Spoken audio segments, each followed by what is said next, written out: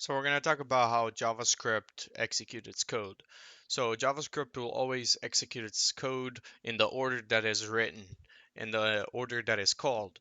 For example, this function right here will never be executed unless I call it, but I cannot call it before the function because this is not a backend file, so I cannot call it before the function is created. So one line of code is one statement. So if JavaScript, this right here is a statement, this right here is a statement. So we got two statements right here, and it's always going to execute the first one, and then it's going to execute the second one. You got to keep in mind that this will never be executed the other way around. It's not server code, it's not server side code, so it'll always be executed in the direction that it's written on. So if this comes first, this will not be executed before this does, unless the code is not used, which in that case, there's no reason for you to even have the code in there. But let's let's take some quick notations on coding and coding practices that you need to do in order to keep your code clean and understand it. One of my favorite things to do is to create coding comments, and this is so important because you will forget what you wrote at the beginning of the day versus the end of the day. And this is very important for you to just write a quick summary. What I usually do is I say this function replaces text in the P with ID demo, boom.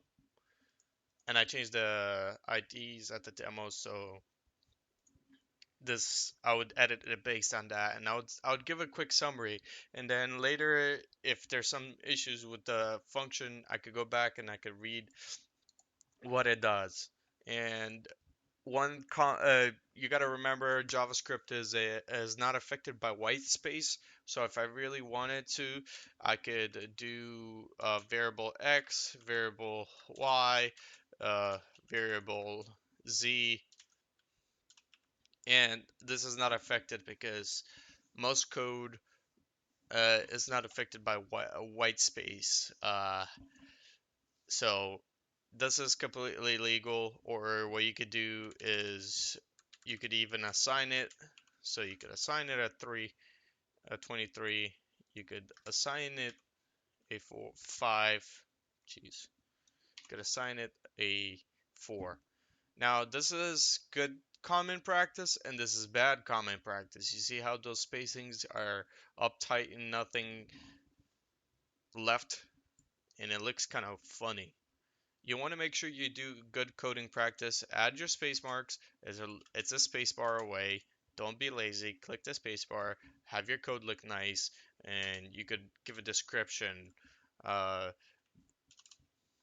do a comment out. Do variables that will be used for X part of the code. So this is important, and sometimes you're gonna be running into issues into JavaScript, and you're gonna need to understand where that variable is created, what did you make it for, and what specific function. Maybe you need to have one more variable that gets manipulated, and you leave the original alone. Um, don't forget about your semicolons at the bottom. The semicolons are really important.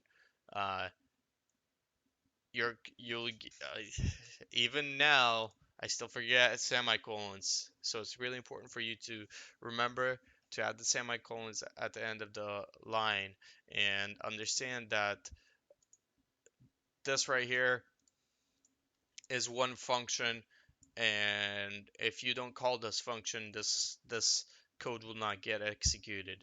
And don't try to use variables outside the function.